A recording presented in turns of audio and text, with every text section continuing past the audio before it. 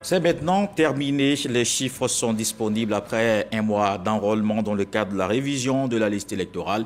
1,4 million de personnes enregistrées. David Soyo. Le bilan partiel de l'opération de révision de la liste électorale 2024-2025 est connu. 1 461 081 recurrents, dont 794 544 hommes et 666 537 femmes. C'est le résultat de la phase d'enrôlement en attendant d'intégrer celui de la diaspora. Annonce faite par la Commission électorale indépendante CEI le 21 novembre dernier. Ce bilan vise deux grandes catégories, celle des personnes figurant sur la liste électorale et sollicitant un changement de lieu de vote ou de modification de données personnelles. À ce niveau, l'organe chargé des élections en Côte d'Ivoire enregistre 517 924 recurrents. L'autre catégorie concerne les personnes sollicitant une première inscription. Dans ce chapeau, elles sont au nombre de 943 157 recurrents, dont 511 125 hommes et 432 032 femmes. La CEI enregistre également dans cette opération 1207 requêtes en radiation d'électeurs supposés décédés. Lancée le 17 novembre, l'opération a pris fin le 19 octobre 2024 et a connu une prorogation d'une semaine. Malgré la prorogation de 7 jours, le résultat est loin des attentes, qui étaient de 4,5 millions de nouveaux électeurs. Sur ce fait, les partis politiques d'opposition, le PPACI et le PDCI, appellent à une autre prorogation de 3 mois. Un avis que ne partage pas le porte-parole du gouvernement. Amadou Koulibaly affirme qu'il n'était plus possible de repousser la date de révision de la liste électorale. Pourquoi, une fois encore, le nombre de nouveaux électeurs espérés par la Commission électorale indépendante est loin des attentes? Bon, alors, première réaction des gens, les commentaires, Michel Betta. Bon, on se réjouit que cette étape qui va nous conduire aux élections de 2025 se soit passée sans heurts et dans un climat vraiment, dirons-nous, apaisé. Mais n'empêche qu'au regard des 1 mois et plus de l'enrôlement, on peut juste dégager certaines impressions, certaines opinions. Et c'est ce que je voulais faire ressortir. Nous observons que l'opération était partie au départ pour commencer le 19 et s'achever le 17. Voilà, le 17 du mois prochain. C'est-à-dire commencer en octobre et s'achevait le 17 novembre. Et bon, à la demande de certaines entités, on a dû repousser encore 7 jours. Mais ce que j'observe, quand je fais un peu, si mes chiffres sont exacts, on avait observé qu'à la date du 17, on était à près de 800 000 enregistrés au niveau de la révision. Et lorsqu'on a ajouté 7 jours, on a atteint...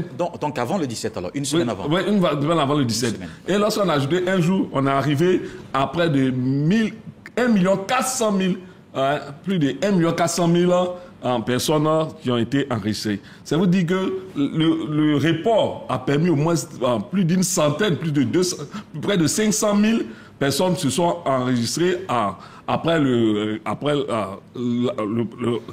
report de la date de fin de la révision.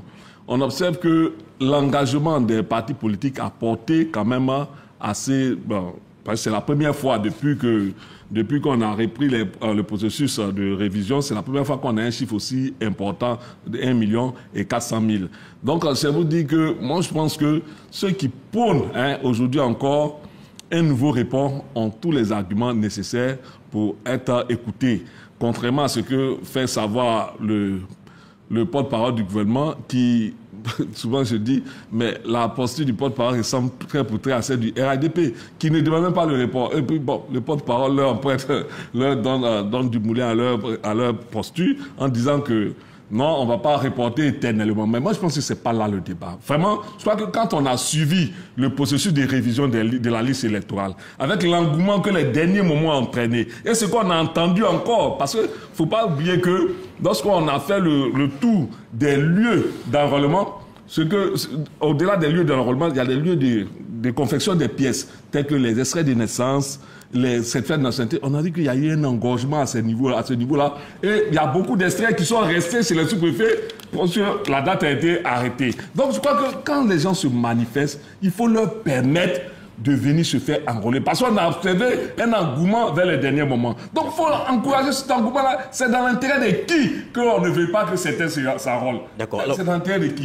C'est vrai qu'il y a les délais, mais toujours on peut trouver des mécanismes pour faire enrôler. On va écouter d'autres réactions. Docteur Bangaling Goran, pour vous, il faut continuer cette opération? Même si on ne continue pas, il faut trouver le moyen de relancer donc, le même processus pendant l'année électorale. C'est-à-dire, étant donné que les élections présidentielles sont programmées dans le mois d'octobre, donc on a largement le temps de relancer une telle opération avant de passer au vote. Parce que quand même, c'est quelque chose d'inédit depuis au moins 2010 qu'une révision des listes électorales suscite autant d'engouement qui permet de rassembler, franchisse la barre du million. Alors, quand on sort de 2010, on est tous d'accord qu'il y a une sorte de désaffection de l'électorat ivoirien, surtout de l'électorat de l'opposition vis-à-vis non seulement de la pratique électorale elle-même, mais au-delà de cela, du jeu politique en général.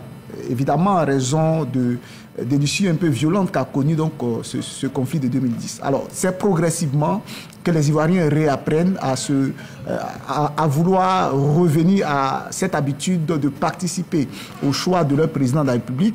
Et je pense que les institutions ne peuvent que gagner en légitimité, en crédibilité. Donc, personne finalement n'a intérêt à ce que il y a une partie du corps électoral qui reste en dehors du processus, surtout les jeunes qui représentent quand même 70% de la population ivoirienne. Donc, même en partant du principe que chaque année, il y a de nouveaux majeurs qui viennent s'ajouter, parce que je ne sais pas quelle est la proportion, si ça s'estime en termes de millions ou de centaines de mille, mais à partir du moment où on franchit la barre du 1er janvier 2025, il y a forcément de nouveaux majeurs qui, l'année précédente, n'étaient pas encore majeurs qui s'ajoutent. Donc, sur ce principe-là, mais aussi sur le fait que vers la fin du processus, on a noté un engouement. Je pense qu'il faut quand même capitaliser sur tout ça en trouvant le moyen, bien sûr l'opposition en accord avec le parti au pouvoir et la CEI, de trouver une date consensuelle pour reprogrammer donc l'échéance à défaut de la prolonger.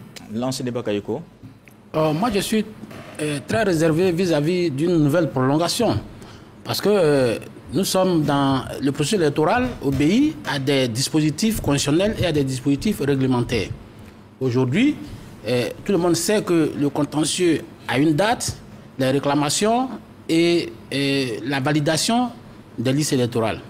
Alors, ceux qui parlent de prolongation sans limite du recensement électoral, est-ce que ces personnes-là seront d'accord que demain, on dise que l'élection ne se tienne plus en octobre 2025 et que l'élection doit finalement se tenir en février 2026? Parce que c'est ça, parallélisme, c'est forme. Il ne faut pas vouloir une chose et son contraire.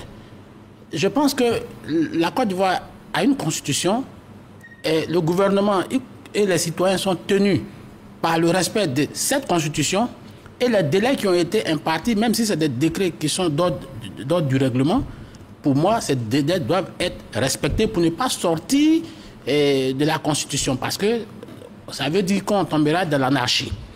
Donc, tout à l'heure, j'ai entendu le docteur dire mais il y a une certaine désaffection des jeunes de l'opposition, bon, ça fait qu'ils ne se sont pas enrôlés. Bon, voulez-vous que l'État se soumette aux caprices de la jeunesse de cette opposition? Moi, je pense que non. Pour moi, force doit rester aux lois et aux dispositions réglementaires. Des délais ont été imposés, il faut les respecter. Par ailleurs, et je termine par là, l'élection, ce n'est pas quelque chose, ce n'est pas une élection de sortie de crise, comme en 2000 et 2010, où personne ne savait exactement si les élections devaient avoir lieu, d'autant qu'il y avait des préalables. On parlait de désarmement, on parlait de ceci, on parlait de cela, pour que les élections aient lieu. Donc les délais constitutionnels, on n'était pas tellement tenu par les délais constitutionnels pour faire tenir les élections. Mais cette fois, nous sommes dans une situation de normalité absolue, qui fait que nous sommes obligés de respecter les délais constitutionnels. Donc, il ne s'agit pas pour moi de céder à toutes sortes de chantages, ou bien pour faire plaisir aux uns et aux autres. Il faut faire plaisir à la République, il faut respecter la République, parce que la République doit rester debout et on ne doit pas baigner dans une sorte d'anarchie qui fait que chacun fera ce qu'il veut, qu'on cédera à toutes sortes de caprices, parce que demain, moi je demanderai qu'on m'offre peut-être un billet d'avion pour que j'aille faire 2 tours aux États-Unis par semaine. Et ça, l'État devrait céder à ça. Moi, pour moi, c'est non. Une autre réaction, c'est celle de professeur Nandrougo. Bien, ok. Merci beaucoup, docteur. Alors, moi, la première des choses que je veux dire relativement à la prorogation, je n'ai vraiment pas d'a priori sur cette question-là. Mais je pense que la CEI, en fonction des délais prescrits par la Constitution, saurait apprécier et donner la meilleure des approches qui permettent à la fois de rester dans le cadre. Parce qu'en fait, après, le processus électoral commence certes avec l'enrôlement, mais il y a beaucoup d'autres étapes. L'affichage, le contentieux et tout ça. Et je pense qu'il y a un délai aussi à laquelle la liste définitive doit être diffusée pour tenir dans les... Donc la CEI pourrait apprécier... Mais l'autre chose que je voudrais dire et qui me paraît importante, c'est que pour la permanence, je vois certains qui exigent la permanence du principe d'inscription sur la liste électorale. J'ai quand même quelques réserves. Parce que prenez la CNI, prenez les actes de naissance. Il n'y a pas de délai. Par contre, on a toujours une quantité importante de personnes qui n'ont pas d'acte de naissance. Les CNI, c'est tout le temps qu'on s'inscrit pour avoir la CNI. Mais ils sont encore nombreux ceux qui... Donc, une prorogation n'est pas la panacée qui devrait résoudre cette question-là. Ces deux précisions faites, je devrais revenir sur le processus de façon globale. De mon point de vue, il y avait les chiffres attendus par la CEI, puis il y a les chiffres effectifs qu'on a pu à la suite de la prorogation d'une semaine. Alors, ce que je me dis, il y a un important décalage, et votre reportage l'a souligné. Ce que je me dis, est-ce que la CEI ne devrait pas avoir son mécanisme d'institution des inscrits attendus? Peut-être que c'est à ce niveau qu'il y a la faiblesse. Pour qu'on évite ce débat parfois inutile. Sinon, on attendait 4 millions et on a eu seulement à peu près 1 million et tout. Vous voyez, ça, c'est un détail qu'il faudra régler. L'autre chose que je voulais dire, et là, je m'interroge vraiment. Parce qu'en 2009-2010, on a eu un fort taux d'inscription sur les listes. Ensuite, c'était très bas.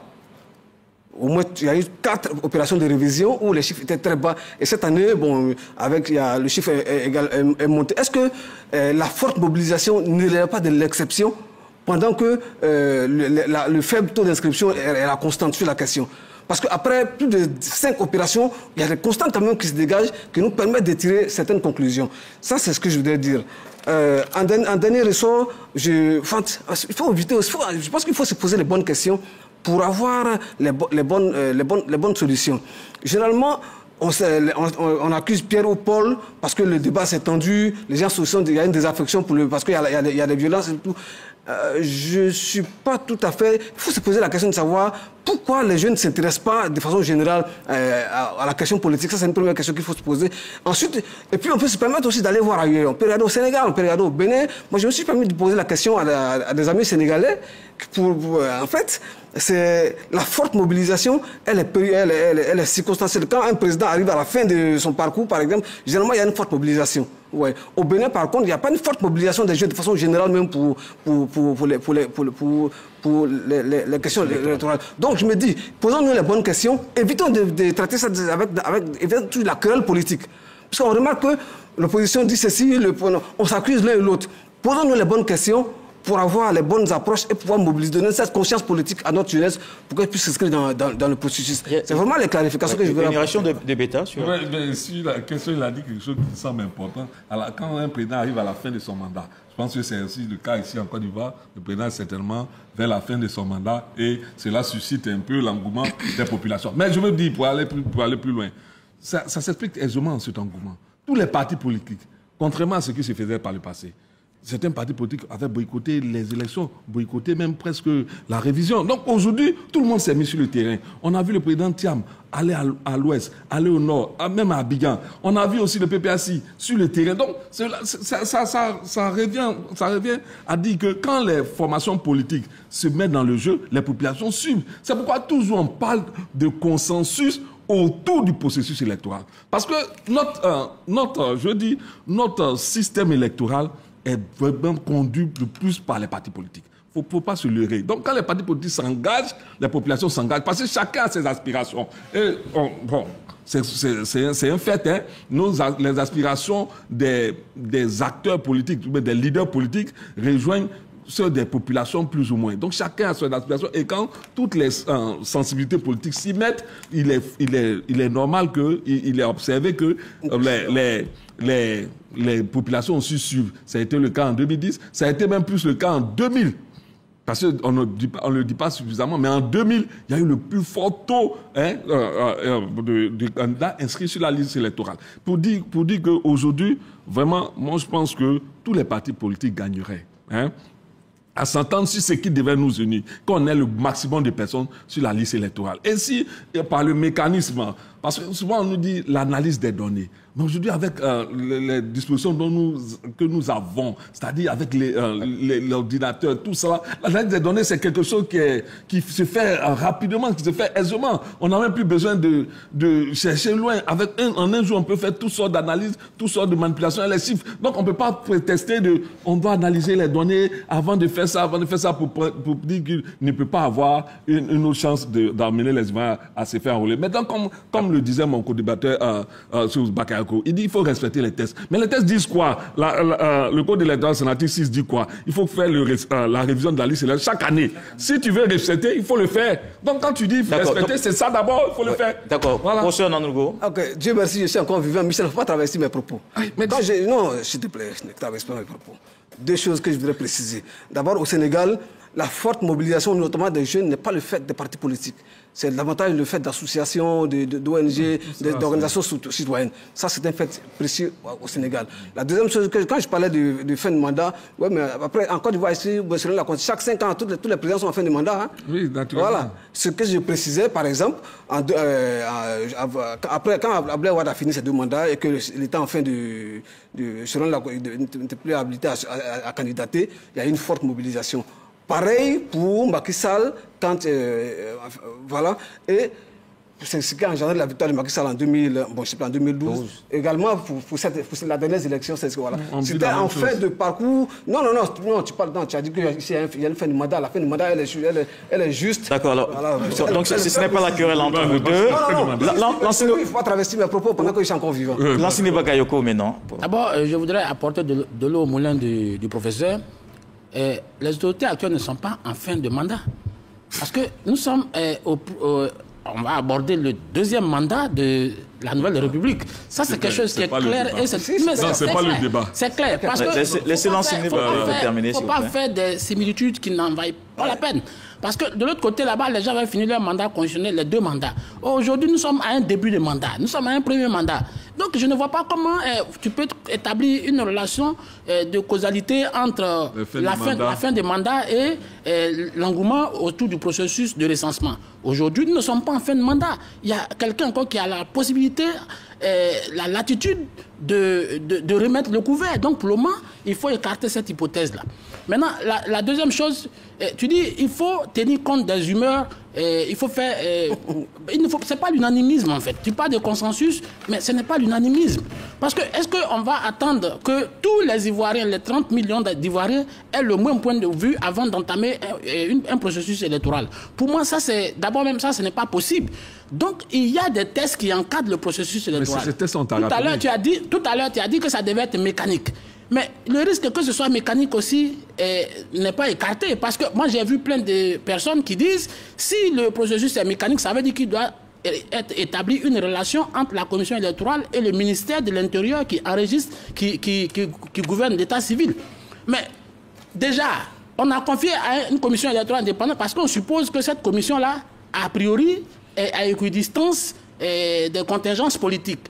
Mais l'administration dont on dit qu'il est un appendice du régime en place, mais qu'est-ce qu'on aurait pu dire si c'est le ministère de l'Intérieur qui avait fait le recensement? On n'aurait pas de bourrage de la liste électorale de personnes qui ne devraient pas y être. Donc pour moi, ce qui se passe aujourd'hui, c'est comme ça que ça devait se passer. Parce que même dans la commission électorale aujourd'hui, moi j'ai vu certaines contestations de l'opposition où on dit il y a le représentant pendant qu'eux-mêmes ils sont autour de la table du comité exécutif de la CEI, mais ils disent mais pourquoi il y a le représentant du président de la République, pourquoi il y a le représentant du Premier ministre, que ceux-là sont des appendices du gouvernement. Pour moi, il faut que le processus électoral qui a été entamé par la CEI, qui en fin de compte n'est qu'un instrument technique au service du processus électoral. La CEI n'est pas une section du RHDP ou alors un comité de quartier du RHDP. C'est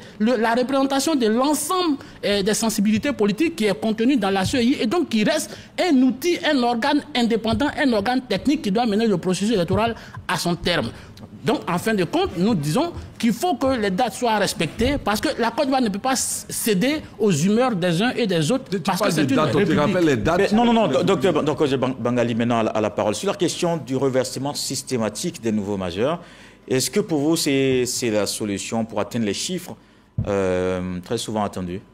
C'est une méthode qu'on peut utiliser si ce qui compte, c'est de faire en sorte qu'il y ait systématiquement ceux qui sont en âge de voter, qui se retrouvent sur la liste électorale. Mais qu'en est-il après de leur décision de parti, donc poser l'acte qu'on recherche? Parce que je crois que le processus électoral, c'est un droit.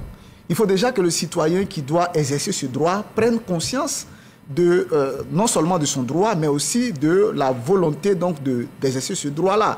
Je pense que dans cette option mécanique de reverser de manière mécanique les nouveaux majeurs sur la liste électorale, ça comporte le risque justement après d'avoir une influence négative sur le taux de participation, parce que quand vous avez pris quelqu'un qui ne l'a pas demandé, qui n'est pas demandeur, que vous avez mis sur la liste électorale, ça va forcément gonfler le bassin électoral.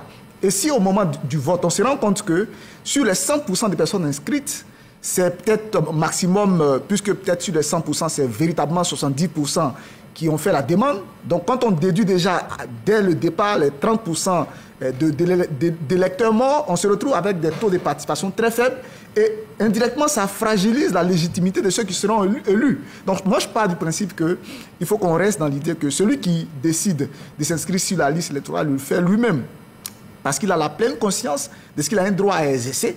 Dans ce cas-là, quand il est inscrit, on sait au moins qu'il y a au moins une moitié de chances que si les conditions sont réunies, qu'il se déplace pour aller poser l'acte. Donc, je pense que cette manière de procéder de manière mécanique risque de nous rattraper au niveau du taux de participation, alors que dans le système de représentation démocratique, c'est un élément très important. Que le président soit élu, oui, mais qu'il soit élu dans des proportions qui lui accordent la légitimité. Et donc, ça a un lien forcément avec le taux de participation. Si vous êtes président avec 15%, je veux dire, de ceux qui sont inscrits sur la liste électorale, ça ne pèse pas la même chose aux yeux des institutions internationales que si vous êtes voté avec 60 ou 70% de taux de participation. Donc je crois que ça comporte le risque.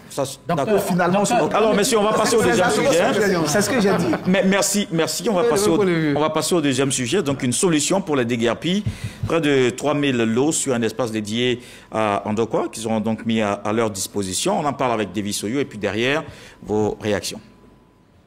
Voici le site dédié au recasement des populations impactées par l'opération de déguerpissement du district autonome d'Abidjan. 3000 lots repartis sur une superficie de 36 hectares à Andokwa 1, commune d'Anyama, seront mis à leur disposition. Des lots de 95 et 100 mètres carrés. Ce site comprendra également des aménagements particuliers avec nos voies principales bitumées. Le samedi 20 novembre dernier, le Premier ministre Robert Begré-Mambé, accompagné des membres du gouvernement, a visité l'espace pour s'enquérir du plan d'aménagement et de son opérationnalisation. Le chef du gouvernement a annoncé que les voies secondaires et tertiaires seront faites en pavé, des agoras seront construits et cette cité sera alimentée par des énergies solaires pour l'éclairage public. Le site de relogement d'Andokwa 1, une promesse du gouvernement qui prend progressivement forme pour le bonheur de populations déguerpies. Alors, messieurs, on va dire évidemment des mesures salutaires. Michel Beta. Bon, vous savez, sur la question même, je crois que le thème qui avait été retenu, sur lequel nous devons débattre, c'était la relocalisation des personnes déguerpies. La relocalisation, il faut la situer dans son contexte. Les relocalisations dont toujours, ou en Côte d'Ivoire, depuis la période coloniale, les populations sont localisées. Après qu'on veut faire des constructions d'infrastructures importantes, après qu'on veut assainir la ville, après qu'on veut faire des choses vraiment qui vont aider les populations. La dernière en date, c'est en 1997, lorsqu'on a eu à enlever les populations sous Bédié, les populations de Washington pour les envoyer à Bobo. Aujourd'hui, qu'est-ce que nous constatons? Les populations sont déguerpies, sans mesure, et subitement, le gouvernement s'élève, là, il décide aujourd'hui de construire 3000 logements pour les aider. Moi, je dis, ça ressemble plus à un slogan de campagne qu'à une volonté réelle de reloger des populations. Parce que, en fait, on donne l'impression qu'on a fait des choses sans planification. Et maintenant, on veut se rattraper après que tout le monde a été choqué. Qu'on ait dit que la relocalisation, le déguerpissement, c'était... n'avait pas de visage humain. Toute la population s'est levée et aujourd'hui le gouvernement se demande comme ça, mais qu'est-ce qu'il faut faire pour rattraper les choses? J'ai dit les bâtisses que le Premier ministre a décrites, elles sont tellement belles que moi-même j'ai dit, ben attends, c'est pas ceux-là seulement on va reloger, il faut que nous aussi on nous reloge parce que tout le monde a besoin d'un logement. Je crois qu'au début, sur les bases de la campagne que le président Ouattara a fait aux Ivoiriens, c'était des belles maisons, c'était vraiment des maisons qu'on pouvait acquérir à des coûts vraiment très bas et aujourd'hui on n'en est pas là. Ils ont été obligés de déloger des personnes qui a choqué plus ou moins la population. Tous les partis politiques se sont déplacés pour aller sur le terrain pour voir comment les personnes vivaient dans le dénuement total après leur délogement. Et je pense qu'aujourd'hui, le gouvernement veut tenter de se rattraper, mais je crois que c'est difficile. Parce que quand on en arrive à vouloir construire 3000 logements, et puis la période qui a été indiquée pour le délai, c'est octobre 2025. Comme si on s'attendait aux élections et qu'on a fait un plan pour espérer gagner l'assentiment, mais la sympathie des populations. Bon, je doute même que ce programme arrive à son terme avant que la date limite. Nanougo Coulibaly, pour ça. Ok, merci docteur. J'étais en train de noter des éléments. En fait, il faut faire un peu attention aux mots qu'on utilise. Oui. Il dit subitement, on veut, et ensuite toute la population. Quel indicateur pour que toute la population s'était levée? Ou bien que... Non. Attends, s'il te plaît. Oui. Et puis tu dis subitement. Le programme de relocalisation, c'est depuis mars que l'annonce a été faite. Si vous avez bien fouillé, vous trouverez les éléments partout en ligne. Depuis mars, ça a été annoncé et où le gouvernement a décidé... non, s'il te plaît. Je vais répondre. Le gouvernement a décidé, en juin, pardon, de procéder à un travail avec un visage humain. Ça a été fait en Conseil des ministres, tout le monde a suivi, c'est depuis mars. Donc maintenant, de là à engager le processus de reconstruction aujourd'hui, mais il y a quand même un mois. Et puis bon, la question des terrains pour réaliser les bâtis, l'établissement, on ne décide pas de construire une maison du jour au lendemain, Bita. Donc c'est tout un processus qui est en marche. Donc à côté de ces précisions, vous voyez aussi le problème, les gens occupent des sites illégalement. Quand on va les déguerpir, on décaisse de l'argent public pour les réinstaller. Voilà certains qui demandent qu'ils viennent être relogés aussi. Vous voyez l'effet d'appel d'air que ça peut créer. Donc chacun va se lever et va exiger. Non, mais les choses ne fonctionnent pas comme ça. Nous sommes dans une ville. Abidjan, c'est une grande ville et l'État a l'obligation de garantir, et c'est classique, hein, la ville fonctionnelle. Il y a 4 moyens. Il faut permettre aux gens d'avoir des logements sains. Il faut permettre aux gens de pouvoir travailler dans le cadre de la ville, de pouvoir se recréer et circuler. Et selon un plan directeur, tout ça, Abidjan a un plan directeur. Tout ce qui s'est passé, c'est un processus de normalisation de la ville d'Abidjan. C'est ce processus que l'État a engagé. Et aujourd'hui, quand ils ont décidé de suspendre, parce que moi j'estime que à un moment donné, l'État a un programme minimum, des objectifs minimum partiels qui sont atteints. Donc on cale le processus, on corrige ce qu'il faut corriger avant d'engager le processus de normalisation de la ville d'Abidjan. Parce qu'en même temps, quand on voyage, on est content de... Vous allez à Paris, vous êtes content de vous faire des photos dans les beaux endroits. Vous allez à Londres, vous êtes content. Oui, mais la ville de Paris n'est pas née comme ça. Michel, on a une historien qui a permis de rappeler que la relocalisation justement, il faut être bien de lui passer la parole. Docteur Ngoran. On pourra peut-être nous donner quelques éléments sur le processus d'urbanisation, de transformation des villes. Je pense que c'est dans le fond... on a toujours dit, depuis que le processus a commencé, c'est, si vous voulez, la trajectoire typique historique de transformation de toutes les villes. Non, le problème, ce n'est pas le débat de fond. La critique qu'on fait, c'est la critique de la méthode. Pourquoi une critique de la méthode? Parce que la Côte d'Ivoire a souscrit au pacte international des droits sociaux, économiques et aussi politiques. Et ce pacte-là pose un protocole quand on doit exproprier des habitants d'un pays de leur habitat. Et le cheminement, c'est qu'on commence d'abord par prévoir les sites de relogement. Ensuite, on passe à une période de sensibilisation du risque qui justifie la destruction. Et puis, progressivement, on procède à leur évacuation. On détruit donc le logement. Donc, c'est ça le protocole du pacte auquel la Côte d'Ivoire a souscrit. Là, en Côte d'Ivoire, on se rend compte que l'État, peut-être par expérience vis-à-vis de ce qui a été fait déjà par le passé, ou non en tout cas, l'État a commencé d'abord par détruire donc, les lieux de résidence des personnes, a donc créé les mois, a jeté des gens à la rue, et c'est après cela qu'ils se soient dispersés que l'État propose de les reloger. Alors, je pense que sur le site même du relogement, il y a un problème parce qu'on a l'impression que ce sont des pauvres qu'on veut refouler dans la périphérie d'Abidjan. Pourquoi? Parce que le site qui a été choisi se trouve à Anyama, Anyama Ndokwa. Alors que généralement, quand il y a des bidonvilles qui poussent en Côte d'Ivoire, il y a deux raisons à cela. Il y a d'abord l'indigence de ceux qui finissent par se résoudre à loger dans des bidonvilles parce qu'ils n'ont pas les moyens d'avoir accès à un logement dans des quartiers considérés comme des quartiers décents. Mais au-delà de cela, c'est que la plupart de ces acteurs-là, disons, essaient de se fixer vers des points d'activité économique qui les rapprochent de leur lieu de résidence et le lieu où ils vont travailler. Alors, vous délogez des gens à Boribana et qui se sont fixés là, ces populations essentiellement viennent par le passé d'Abobo. Ils se sont fixés là parce qu'ils participaient au dynamisme économique d'Adjamé.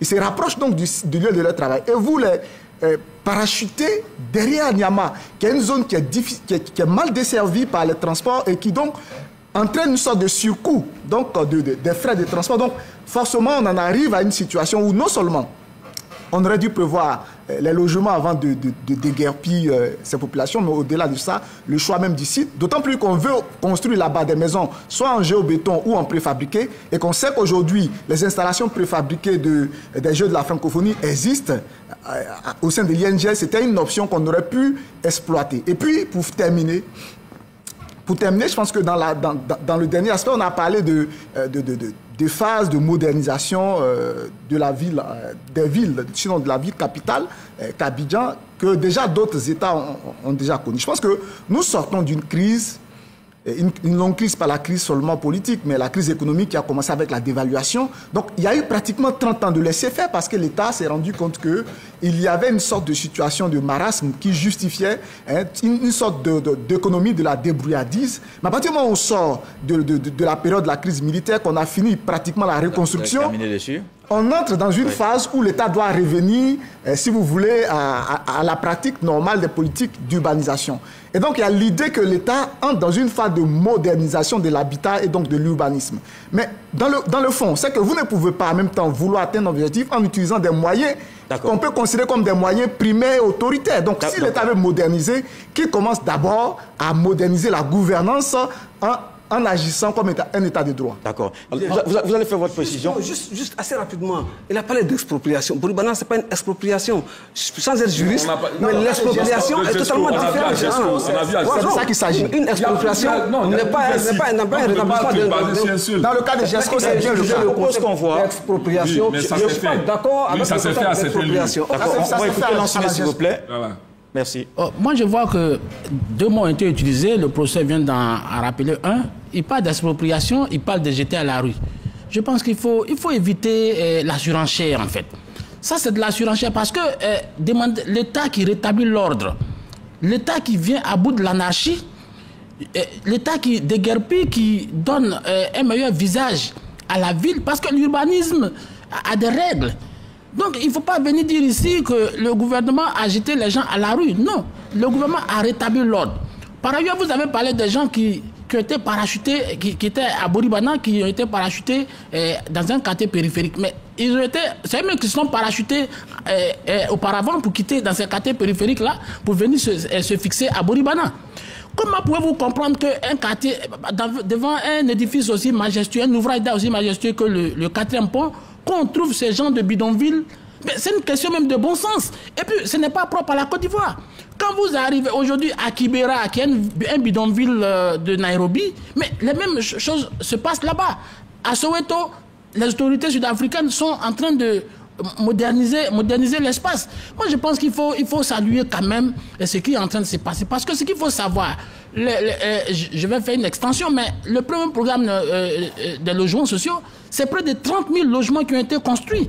Et puis, un nouveau programme vient d'être lancé, qu'on appelle le programme d'urgence, qui va prendre en compte 25 000 logements. Et ne venez pas me dire que ça va être, c'est pas des manœuvres dolosives qu'on va attribuer ça aux gens, puisqu'il y a un comité qui a installé un comité dans lequel se trouvent tous les acteurs sociaux, même les plus virulents envers le régime, ils sont. Ça veut dire que, qu'on appelle colloque, ça veut dire que ceux-là vont participer à la répartition des lots. Je pense qu'aujourd'hui, la Côte d'Ivoire a amorcé un certain développement, et donc les politiques publiques doivent s'aligner sur ce développement, cette vision des autorités ivoiriennes qui veulent donner un meilleur visage, non seulement à la capitale, à la vitrine de la Côte d'Ivoire qui est Abidjan, mais à l'ensemble du territoire via l'aménagement territorial complet. Et on ne peut pas aussi me reprocher que ces déguerpissements n'ont pas été faits à visage humain. C'est complètement ubiesque et contraire à la vérité des faits, puisque les gens ont été... on leur a demandé de partir.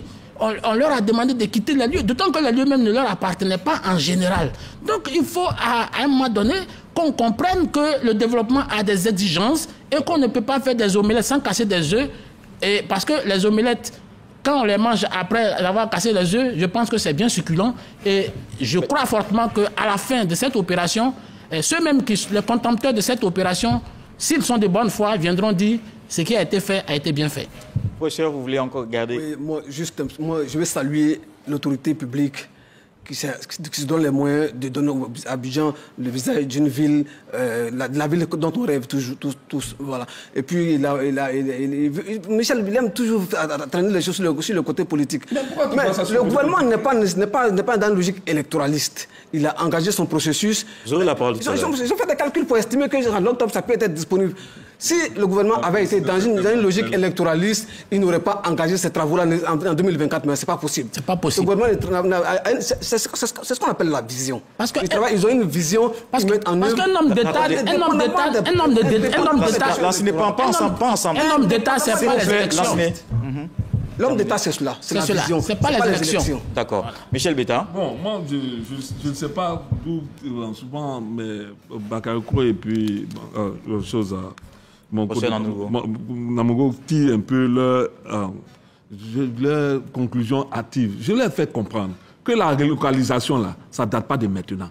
Depuis 1950 jusqu'à 80, le pays a toujours relocalisé les populations déguerpies. Et ça s'est fait avec un visage que tout le monde connaît. C'est ainsi qu'ils ont construit des quartiers comme Sikoji, parce qu'ils ont construit le canal de Vridi, tous ils ont délocalisé les personnes. C'est pour dire que c'est pas une action spontanée, une action ponctuelle. Donc on connaît comment ça se passe d'habitude. Quand le gouvernement ne fait pas ainsi, on est en droit de s'interroger et de déplorer cela. C'est ce que nous faisons. Maintenant que le gouvernement lui dise, qu'il va construire 3000 logements d'ici octobre. Mais vous aussi.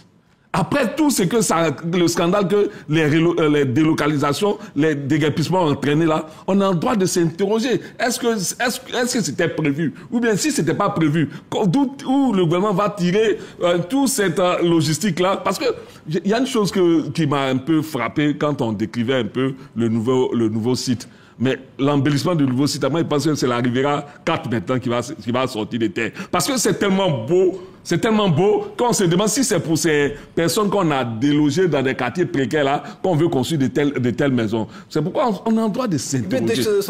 Non, je dis que non, la description est la réalité. C'est la réalité, on ne voit pas. C'est cette réalité-là que nous voit et nous sommes pressés de voir. Mais j'ai fini. J'ai fini. Non, j'ai fini.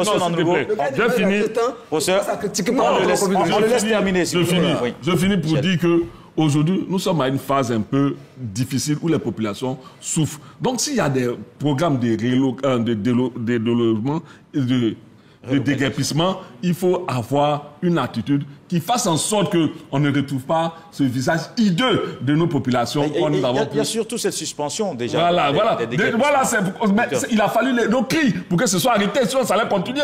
Donc c'est pour dire que tout le monde travaille pour le bien de la Côte d'Ivoire. Et pour le bien de la Côte d'Ivoire, il y a une chose qui est importante, ce sont les populations. Et quand les populations sont traitées ainsi, nous sommes en droit de nous interroger. Est-ce que ce gouvernement veut le bien de ces populations? C'est pourquoi on parle d'IDH et toutes ces questions-là. Alors, messieurs, c'est ça l'humain. Une minute chacun. Je commence par vous, docteur. Je pense que la dynamique à l'origine, telle qu'elle a été présentée, ça servi justement à justifier son urgence. C'est qu'il s'agissait pour l'État d'intervenir sur des sites à risque. Et puis progressivement, quand la mayonnaise a commencé à passer, on est passé du fait de déloger des populations qui sont sur des sites à risque vers un glissement vers ce qu'ils ont appelé le désordre urbain. Alors, je pense que c'est à ce niveau-là qu'il y a eu les échos qui ont entraîné donc l'injonction du chef de l'État pour qu'on y mette fin. Parce que quand il s'agit des sites à risque, c'est vrai qu'il y a eu des éclats parce qu'il n'y avait pas eu de disposition préalable pour reloger ceux qui étaient déplacés.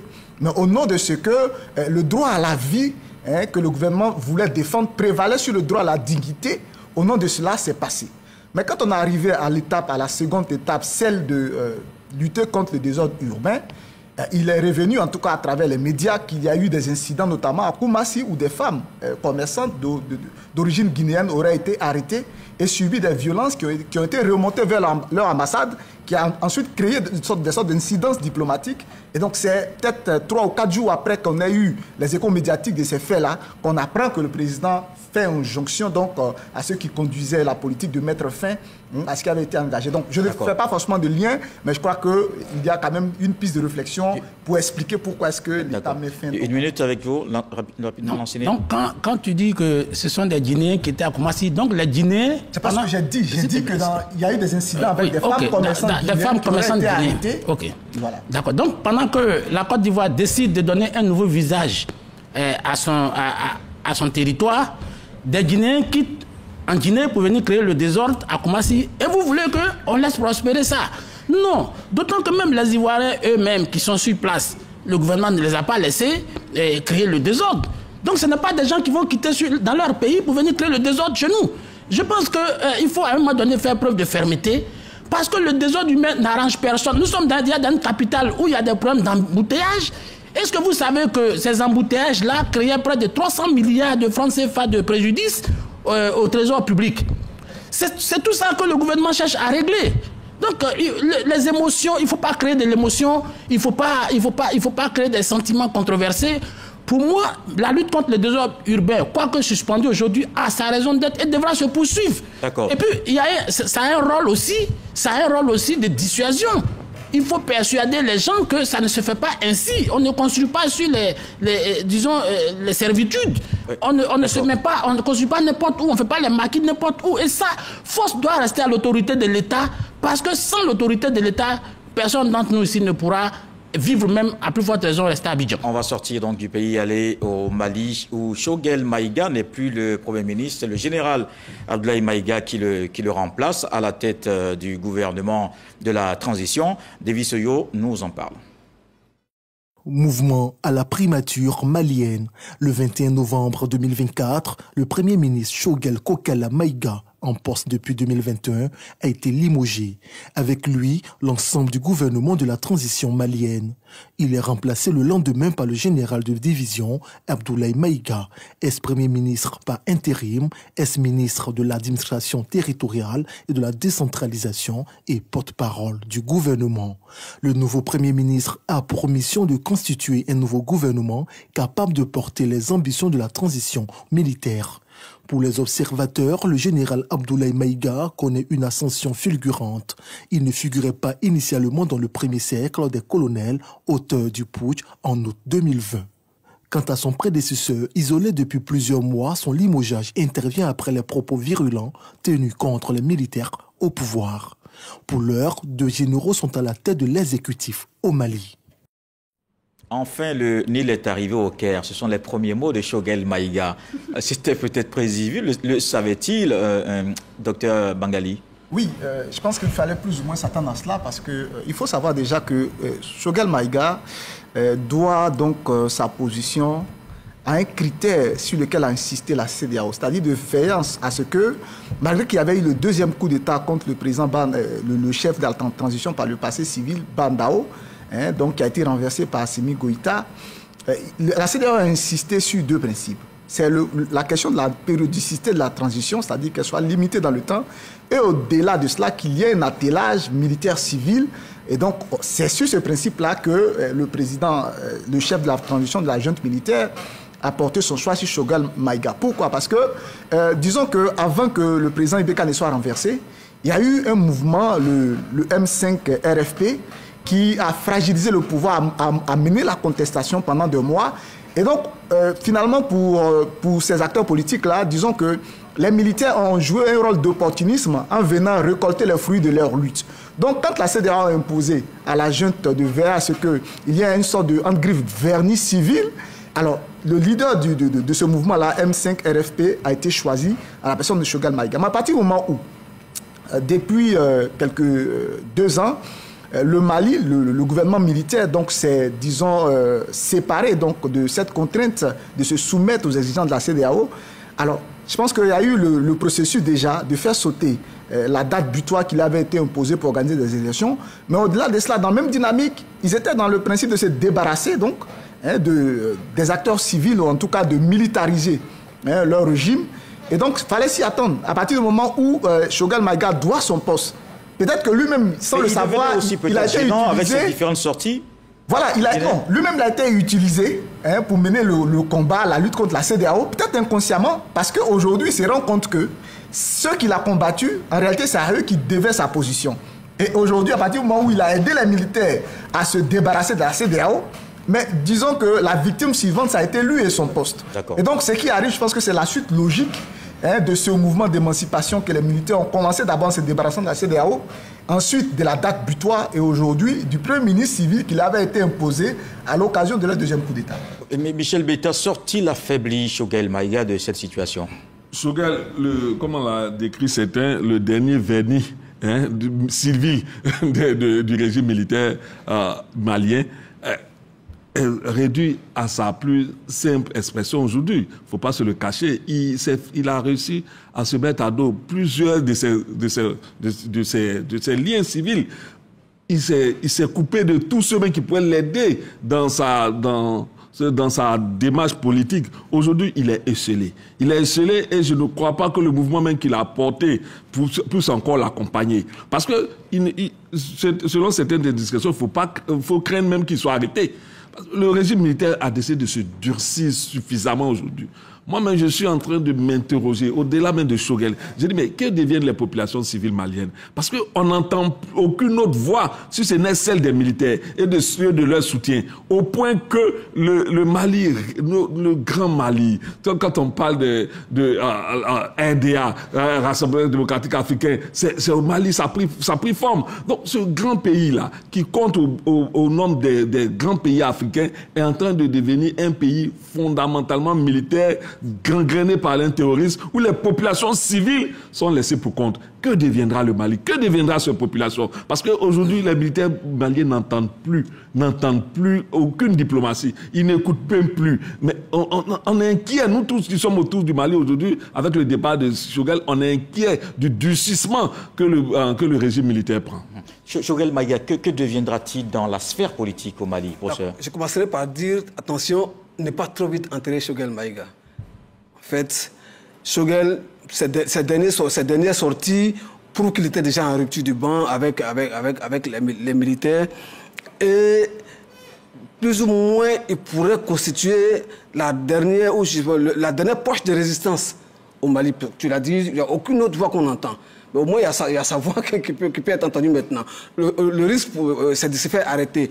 Mais les militaires passeront outre et procéder à son arrestation quand on sait que même s'ils se disent, je veux dire, indépendants, ils se sont débarrassés de la CEDEAO, ils se sont débarrassés de la MINUSMA, ils ont chassé la France, ils ont chassé les États-Unis, mais ils tiennent quand même à une certaine mesure à leur image de marque. Est-ce qu'ils peuvent décider de l'arrêter, hein? Bon, ils peuvent le faire, mais il y aura aussi des petits choses tôt ou tard. L'autre chose que je voulais dire, et je l'ai déjà précisé sur ce plateau, les mêmes causes, ce sera les mêmes effets. Les civils ne doivent pas servir de rampe de conquête du pouvoir par les militaires. Parce qu'en fait, celui qui revient à la primature aujourd'hui, il avait déjà goûté quand Choguel a été malade. Donc il était déjà pressé de devenir Premier ministre même. Bon, quand vous vous rappelez ce qu'il a dit, il s'impatientait depuis toujours de passer au poste de Premier ministre. Donc, il y avait même des tensions. Oui, ce sera toujours ainsi. Vous, des populations civiles avec des organisations dont on ne maîtrise pas toujours les tenants et aboutissants.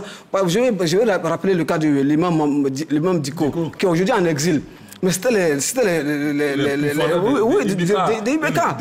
Et c'est eux qui ont servi de rampe de conquête du pouvoir par les militaires. Mais aujourd'hui, Et le dernier rempart, c'était Choguel. Aujourd'hui, s'il a des chances, s'ils sont encore un peu respectés de certains principes, ils ne l'arrêteront pas, mais ils peuvent tenter de l'arrêter pour taire toute opinion divergence. Et c'est la même chose en Guinée. Ne jamais servir de rampe de conquête du pouvoir aux militaires. Et le dernier tour, Lancinet?